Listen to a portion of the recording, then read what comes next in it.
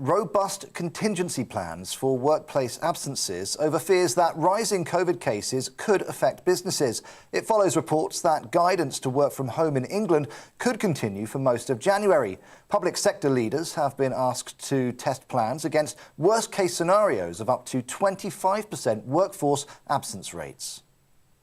20 Conservative MPs and peers have written an open letter calling on the Prime Minister to tackle the spiralling cost of living.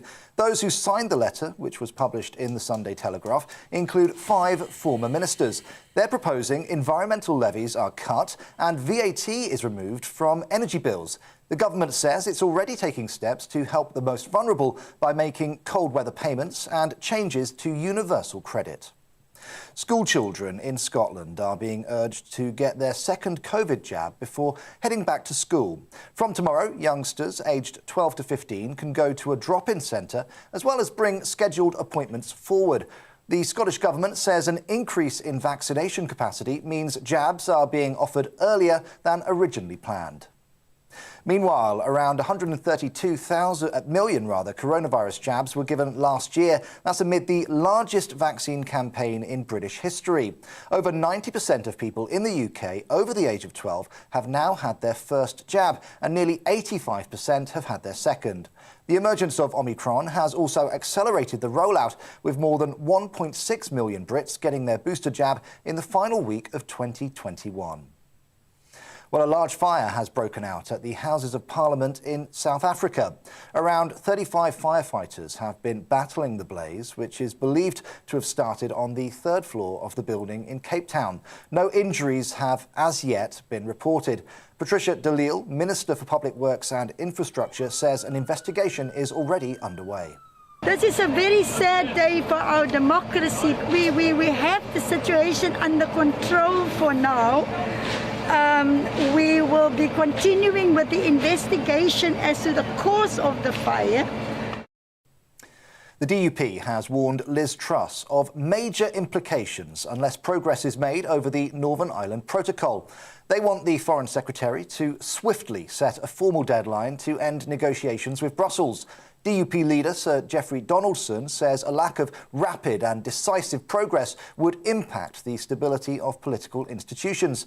Ms Truss, who took over from former Brexit negotiator Lord Frost, says she remains prepared to invoke Article 16 if issues are not resolved. Commons Speaker Sir Lindsay Hoyle has called for all former Prime Ministers to be knighted. It's as the Queen made Tony Blair a Knight Companion of the Most Noble Order of the Garter. That's the oldest and most senior British order of chivalry. However, Sir Lindsay says all ex-Prime Ministers should receive the honour, as it's one of the toughest jobs in the world. Meanwhile, a petition to have Sir Tony stripped of the award has received over 130,000 signatures. Farmers are to be paid to help restore natural habitats to fill the gaps left by EU subsidies in new government plans. Environment Secretary George Eustice is set to announce 2 new schemes to Rewild Britain, aiming to restore up to 300 hectares within 20 years. The Sunday Telegraph reports plans will include a local nature recovery scheme with funding to build new habitats, plant trees and restore wetland areas. OK, that's your news update. I'll be back at 11. Now let's get back to Alistair.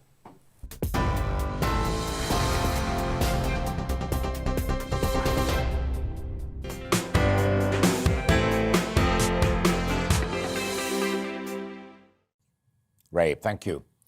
So, workers should be given limited pay rises this year in order to protect pensioners from inflation. That, according to Tory MP Sir Peter Bottomley. The father of the House's intervention came amid warnings of a looming cost of living crisis. Sir Peter's called for restraint in increases to prevent a plunge in pensioners' purchasing power. Well, it's certainly an interesting idea being put forward by a 77-year-old MP, but how will it go down with the younger generation? I'm delighted to be joined now by journalist and political commentator Georgia Gill-Holly, who joins me now and is certainly considerably younger than 77. Good to see you there, Georgia, and a very happy new year to you. Let's start with the position that older folk find themselves in at the beginning of this year. The abandonment of the triple lock gives pensioners a pretty tough start to the year already, plus the inflation that we all face. Yeah, of course. Let's not forget there are many vulnerable people on pensions, which obviously is a fixed income, and they are certainly bearing the brunt of inflation, as we all are, really. However, the vast majority of pensioners have, given that they're older, they've managed to accumulate assets over their lifetime. They may have a property or multiple properties, and probably, they would have bought them when it was a lot cheaper to do so. So I think that we always need to think of the most vulnerable when we're thinking of, our economic policy. But first of all, people who are, supporting families, they're often also supporting older people in their families who are pensioners. And also they need to support themselves and think about their own futures too. And I think that, really as well, he's referring to, pay rises, which are the business of businesses, really, and not the businesses, not the business of, the Treasury or MPs. So I think that, really it's not any of his business anyway. And I think it's pretty interesting that this comment comes from Sir Peter after earlier this year. He actually said that, the MP salary of about £80,000 a year was grim to live on. I think that he clearly seems to be one of those backbenchers who knows that he's never going to be in cabinet again, so he can say these kind of outrageous things. And, sometimes that's useful, sometimes it's not. I think in this case, it's really not useful. I think it's a bad attitude to have towards younger people or, even middle-aged people who are just trying to sort of think about their future, think about having their own children. Georgia, I didn't want to interrupt because I wanted you to be able to set out your thesis, as it were, which you did very eloquently there. But right at the beginning, you said pensioners have built up assets, they've got things to fall back upon. Yeah, rich ones have, middle-class ones have, but the vast majority of pensioners are from fairly low-key groups because that's the demographic of the country. They have nothing to fall back upon other than the state pension. Yeah, you're absolutely right. And also, there are many people who, have worked their entire lives and then find themselves sort of unable to pay care costs, that kind of thing. So like I'm saying, it's definitely an issue. But the problem is here as well, inflation isn't being caused in the UK by wage rises. It's being caused by, a range of compounded factors over the past year or so. And even longer, it's been caused by we've had a surge in prices, especially in hospitality, after the government was subsidising hospitality last year and slashing their prices. We have, a natural gas shortage across Europe. We have supply chain issues, which are sort of a combination of COVID lockdowns and also bits and pieces to do with the handling of Brexit. So this isn't something that is caused by, young people like me just living on six-figure salaries. It's about these range of domestic and global issues and sort of, telling businesses to not raise people's wages when let's say they want to do so or they don't want to do so. Depends on the business, I guess, how well they're doing. That's not going to solve these issues. These issues are here to stay and they need to be handled with properly and maturely, which, they're not being dealt with in that way right now because this is sort of a result of government mismanagement. Totally accept international pressures, and there's no better example of that than energy prices and oil and liquid petroleum gas. But let move it on a little bit, if I may, to the other side of the argument, as it were, and that is workers saying we want higher wages. Without productivity, would you accept that will further boost inflation, which we both agreed at the beginning of the conversation hits everybody, you, me, pensioners, the whole caboose? No, I agree. I think that obviously inflation rising and wages not following them is an issue because it means that there's going to be a cost of living crisis. However, you can't just say, oh, okay, let's force businesses to rise wages. That's all I'm saying. It's not how it works. You need to have productivity behind that. You need to have a solid sort of economic system behind that. And that is not what's happening because we have these issues that are not being dealt with. Energy, as you say, is an absolutely perfect issue of that. The UK is importing sort of over half of its natural gas, which it doesn't need to do because, one, it has its own gas, and two, we have other ways of making power. And these are things that, like I'm saying, they're sort of here for the long term, and these short-term, debacles are not going to deal with it. Sure. The other part of the equation, and it's a tremendously important part, because, what we're talking about is political and economic, but it's also the basic rules of economics as well, supply and demand. There is a really severe shortage of labour at the moment in the market. So if you have a skill and you go into the marketplace, you say, yeah, I'll do that job for you, but my price is going to be X. There isn't somebody automatically that the employer can go to, so you probably will get X. Yeah, I mean, that's just sort of how economic works. I mean, it doesn't really matter sort of what your political persuasion is. I think those are sort of the hard and fast rules. That's how it works.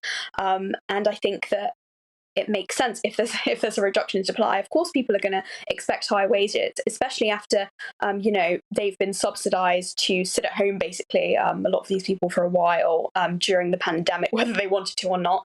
Many of them, of course, didn't want to. So it makes sense that this is something that's happening. But like I'm saying, this is not the reason why we're having economic issues. It's not because people are sort of wandering around, demanding six-figure salaries. And also, if you look at it, let's say an HGV driver's getting £50,000 a year, which seems like a lot for what people would frame as a low-skill job. It obviously is skilled in many ways. That's not, it's not a billionaire salary. It's not something that's going to tip things in a certain negative way. Like I'm saying, also, this is the result of, the long-term issue that is caused by the lockdowns. And also, of course, when it comes to labour demand, it's also related to Brexit, because obviously, if there's less supply globally of people who would like to, say, take up certain jobs in the UK, sure. Obviously, the smaller amount of people who are left to do those jobs will need a high wage or demand a high wage. Georgia, let me squeeze one last one in, and we've literally got less than a minute to go. There are many Tory MPs who've written, former ministers as well, who've written to the Telegraph this morning saying on energy prices, lift the green levy for now. Net zero is something your generation feels very strongly about. Do you agree with that prescription, however? Yes, I think that the green levy is something that it's really not the top of people's priority right now. I think that sort of making sure that people can survive on their cost of living is a priority. And, green energy, one of the things that we don't invest in is obviously something that's the elephant in the room when it comes to energy is nuclear. And the reason that that's not happening to the extent that it should be is because of sort of political reasons. It's quite taboo. Nuclear is actually, it's carbon free. It can be done safely. Yeah, I love that political taboo. We talk about everything here. And Georgia, I'm delighted that you've been able to join us this morning to add to that. Thank you very much indeed for your comments on inflation, wages, and the basic laws of economics. Interestingly, later on, just after noon, I'll be talking to Robert Halfon, one of those Tory MPs, about that. But coming up next, it's a very Mercy Christmas with my dear friend Mercy Maroki. But first, let's bring you right up to date with the weather. It's time to remind ourselves there's always another winter. Canary Islands sponsors the weather. Looking ahead to tomorrow's weather, and the UK is looking to get off to a mild but breezy and in places very showery start. The southwest of England will begin Sunday dry with some bright spells, although there will be a bit of a southwesterly breeze, which will take the edge off the mild feel. The southeast will be cloudier with quite a gusty wind blowing, and one or two showers are also on the cards here. Overnight rain will have just cleared to the east of Wales come the morning, and so it's looking mainly dry with the sun appearing in places. A different story, though, as we head to northwest England, as showery rain will still be clearing from these parts, with drier conditions beginning to tuck in from the west. A pretty wet start is likely in Newcastle and the rest of the northeast of England. A few heavy bursts of rain are possible, although here the wind will be a little lighter than elsewhere. Whilst blustery showers are likely towards the north and west, most southern and eastern parts of Scotland should get off to a fine start, with fairly mild temperatures and some sunshine. For Northern Ireland, a mixed bag of weather is expected. There'll be some bright weather, but with a few blustery showers also sweeping in from the west. Through the remainder of the morning, most eastern areas will become dry and bright, whilst further showers feed in across the west. Canary Islands sponsors the weather.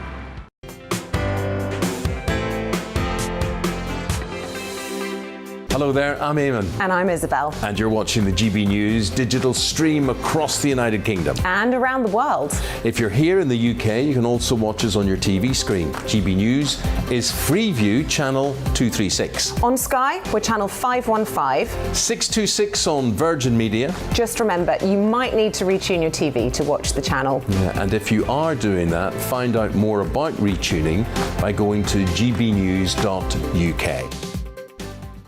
Join my show Farage, 7 p.m. till 8 p.m. Monday through Thursday, and there you will get opinion, analysis, debate, and I'll cover stories that nobody else dares to touch.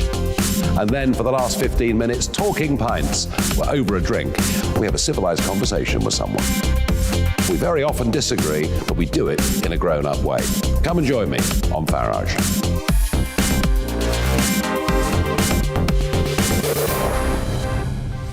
I'm Dan Wootton. Join me Monday to Thursday from 9 to 11 for the feistiest and most fun news debate on TV, where free speech reigns. I'll bring you a sharp take on the day's biggest stories, bombshell newsmaker interviews, and A-list guests. And I guarantee you, no spin, no bias, no censorship, and no reason to go to bed. That's Dan Wootton tonight, Monday to Thursdays from 9 on GB News. Hello there, I'm Eamon Holmes. And I'm Isabel Webster. And we hope you can join us for Breakfast with Eamon. And Isabel. You make me laugh out loud, belly laugh. Is that important first thing in the morning? Yeah, absolutely. And there's me trying to be deadly serious. News is a serious business. Yeah, I have to rein you in sometimes. Well, it doesn't stop us laughing at it. It doesn't stop us having an opinion on what's going on. Yeah. And it certainly will not stop us reflecting what you think. Weekdays from 6 to 9:30 on GB News. My name is Andrew Doyle. Join me every Sunday evening at 7 p.m. for Free Speech Nation. This is a show where we address current affairs and news stories of the week with the help of two wonderful comedian panellists. I brought in comics because I want to give it a lighter edge, and also they work for less. See you there.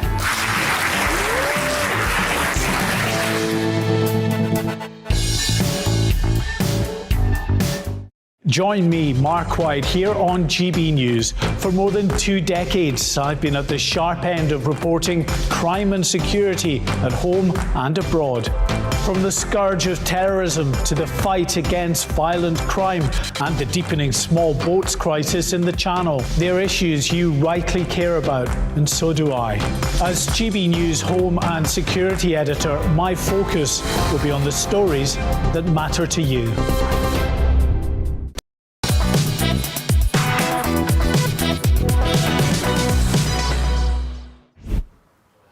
Hello, I'm Mercy Moroki, one half of the To The Point duo, bringing you this festive special of the highs, the lows and the laughs.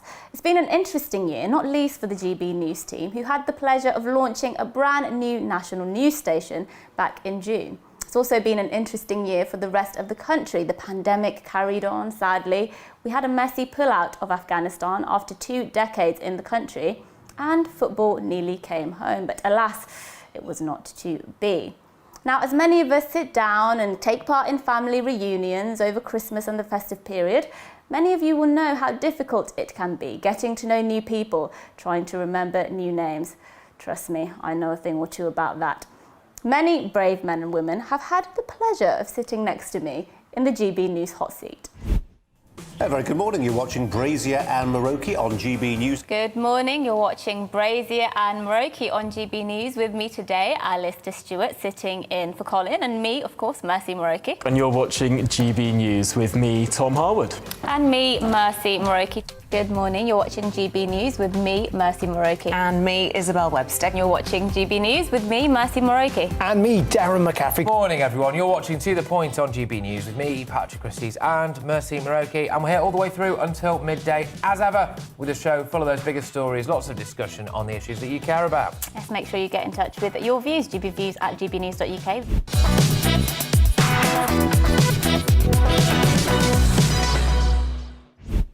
One of the perks of the job is getting to put the questions the public would want to ask directly to those in power.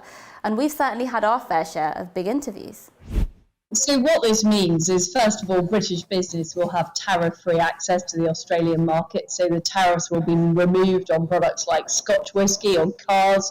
Currently, we're exporting 10,000 cars from the northeast of England every year into Australia. The tariffs will be taken off those and all products going into Australia. It's going to make it easier for Brits to live and work in Australia. So whether those are in professional jobs or whether it's for the under 35s, they'll be able to go to Australia for 3 years without having to undertake the farm